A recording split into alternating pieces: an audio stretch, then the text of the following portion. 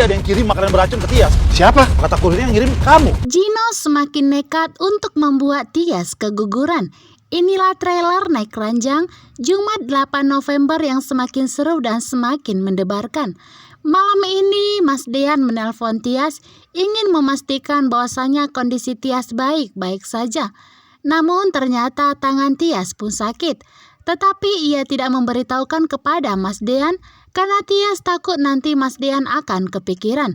Sedangkan di rumah Pak Sigit, kini Hani waktunya untuk menyerahkan aset kepemilikan Gino kepada Pak Farhat. Namun ternyata saat Hani melihat surat tersebut, di situ tertera nama Hani sendiri yaitu nama Hani aslinya. Hani pun begitu takut. Hani takut apabila nantinya Pak Farhat akan melihat nama Hani lah yang tertera di sana.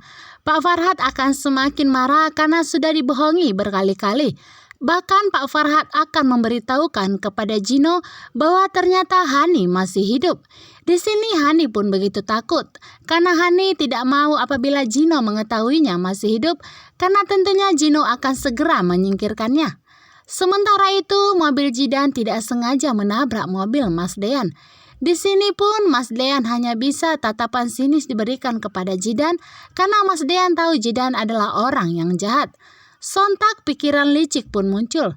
Jidan mengatakan apabila ia berhasil mendekati Mas Dean, maka ia akan leluasa untuk balas dendam kepada Hani karena saat ini mereka tinggal serumah.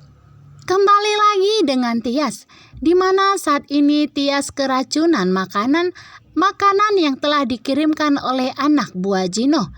Di sini Tias pun tidak tahu bahwa makanan tersebut sudah mengandung racun dan Gino lah yang memanfaatkan situasi tersebut.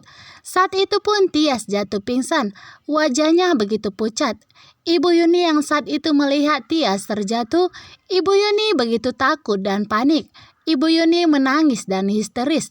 Namun bisa kita lihat di sini, anak buah dari Gino ternyata sedari tadi sudah memantau di depan rumah Tias, memastikan bahwa saat ini Tias memang sedang keguguran dan berhasil menjalankan aksinya.